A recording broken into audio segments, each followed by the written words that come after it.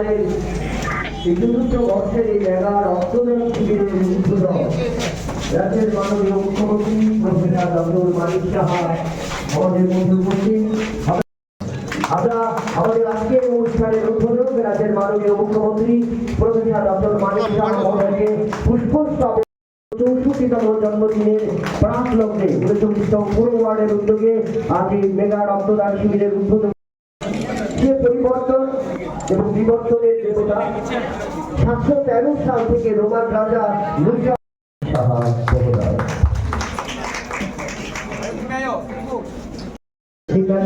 রক্তদান শিবির এবারের ভাবনায় মানবতার শ্রেষ্ঠ অর্থ রক্তদান এবং এসো রক্তদান শিবিরে আজকের এই অনুষ্ঠানের উদ্বোধক রাজ্যের মাননীয় মুখ্যমন্ত্রী প্রফেসর ডক্টর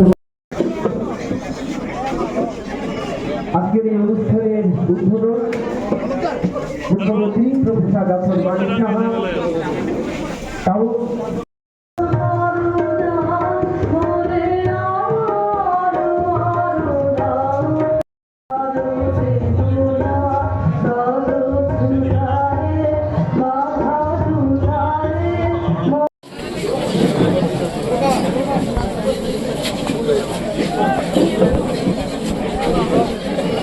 আজকের এই অনুষ্ঠানের উদ্বোধন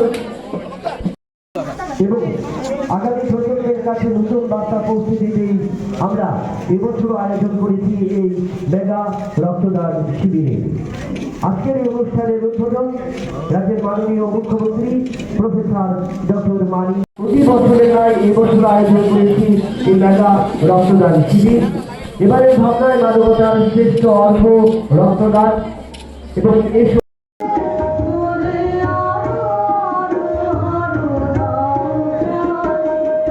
সময় ফুরিয়ে যাবে কিন্তু কাজ করলে কাজটা থেকে যাবে। সময় কিন্তু বসে থাকে না কাজে, কিন্তু কাজটা কিন্তু সারা জীবন থেকে যাবে। আমি সব জায়গায় মানে সবাইকে আমি কথাটা বলি যে কাজের কোনো বিকল্প নেই, আর কাজের মধ্যে যদি প্রাণ থাকে এই কাজটা কিন্তু সারা জীবন থাকে। আর যদি ওই মানে কোনো রকমে যদি কাজ করি সেটা ওই রাস্তার মধ্যে অনেক সময় টিভি পর্দায় দেখা যায় না যে রাস্তা ঠিকভাবে রাস্তাটা হয়নি, তো সেটা দেখা। কিন্তু ভালো কাজ যদি করে তখন কিন্তু মনে রাখে যে কন্ট্রাক্টটা এত সুন্দরভাবে কাজটা করেছে। সব জায়গায় কাজে একটা ভালো ইনস্টিটিউশন, ভালো একটা ইনফ্রাস্ট্রাকচার, ইভেন ভালো কোনো টিচার ভালো পড়াশোনা করাচ্ছে তার নাম কিন্তু সবসময় মনে রাখে। তো কাজের ইম্পর্টেন্স আজকে এখানে যারা রক্ত দিচ্ছেন একবার আমরা তো অনেক দানের কথা বলি, আমরা যত দান আছে বস্ত্রদান, শীত বস্ত্রদান ইত্যাদি দান, শিক্ষাদান, কিন্তু সবচেয়ে বড় দান হচ্ছে রক্তদান। এর থেকে বড় দান কিছু হয়। এখন তো মানে কিডনির দানও হয়, লিভার দানও হয়, কিন্তু আলটিমেটলি রক্ত না থাকলে কিন্তু কিছুই হয় না। এবং রক্ত আমাদের জন্য বিশেষ ইম্পর্টেন্ট। এবং রক্ত আমাদের কিন্তু শেখায় যে রক্তের কোনো ধর্ম নেই, সেটা মহিলার রক্ত আর পুরুষের রক্ত বা বাচ্চার রক্ত, 18 বছরের একটা রক্ত বা সেটা 60 বছরের রক্ত, কোনো ডিফারেন্স নেই। অর্থাৎ আমরা যে সব এক, আমরা সবাই মানুষ। এই রক্তের মাধ্যমে কিন্তু আমাদেরকে আবার বারবার শেখায়। যারা আজকে রক্ত দিচ্ছে ওনারা নিজেরাও জানেন না কার কাছে এই রক্তটা যাবে। কোনো ফ্যামিলিয়ার রিলেশনও, কিন্তু যিনি দিচ্ছেন ওর মধ্যে কিন্তু একটা ঐশ্বরিক যে ফিলিং ওই সময় কিন্তু দেখা যায়। এটা অন্য ধরনের একটা ইন্টেলেকচুয়াল একটা ঐশ্বরিক আমি যেটা বললাম সেটা কিন্তু আছে। আবার যিনি গ্রহিতা, যার কাছে ব্লাডটা যাবে, সেও কিন্তু ভাববে যে আমার শরীরে যে রক্ত, এই তো আরেক রক্ত এসে আমার সাথে মিশছে। এই যে বিষয় যে একজন আরেকজনের তরে বিষয়টা, এটা কিন্তু এই রক্তদানের মধ্যে আমরা সেটা দেখতে পাই। আমরা সবাই জানি যে রক্ত সাধারণত আমরা 4টা গ্রুপ আমরা মনে করি যে 4টা গ্রুপ আছে, কিন্তু আসলে এটা 8টা গ্রুপ।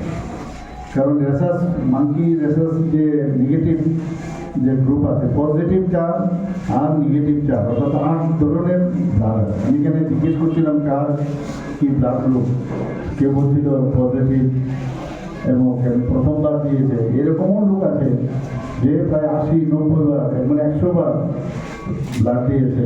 রামনগরের একটা প্রোগ্রামে আমি গিয়েছিলাম, একটা সংখ্যালঘু সম্প্রদায়ের এক ভদ্রলোক বলছিলেন 100-এর উপরে উনি রক্ত দিয়েছেন। তো রক্ত দিলে কিন্তু শরীর আমরা জানি যে সবসময় ভালো, এবং রক্ত দেওয়ার সুবাদে এটা কিন্তু একটা মেসেজও যায় সমাজের কাছে যে যারা রক্ত মানে অলরেডি শারীরিকভাবে সক্ষম তাদের মধ্যেও কিন্তু ইন্সপাইরেশন হয়। যারা আজকে এখানে এসছে অনেকে প্রচুর প্রথমবার দিচ্ছে, অর্থাৎ কোনো না কোনো জায়গার থেকে তার মধ্যে সেই ইন্সপাইরেশনটা এসছে এবং সেইভাবেই সবাইকে দেওয়া উচিত। আমাদের ব্লাড ব্যাংক আছে প্রায় 14টার মতো, 12টা প্রাইভেট, 12টা গভর্নমেন্ট আর 2টো প্রাইভেট।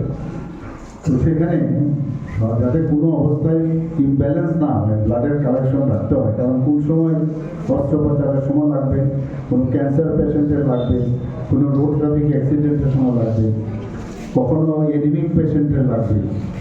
তো এইসব জায়গার মধ্যে আমাদের রক্ত যদি ব্লাড ব্যাংকে থাকে, আবার বেশি ব্লাডও রাখা যাবে না, কারণ তারও একটা লিমিটেশন আছে যে এতদিনের মধ্যে ব্লাড সেলগুলো মরে যায় বা ব্লাড প্লাজমাগুলো থাকে না।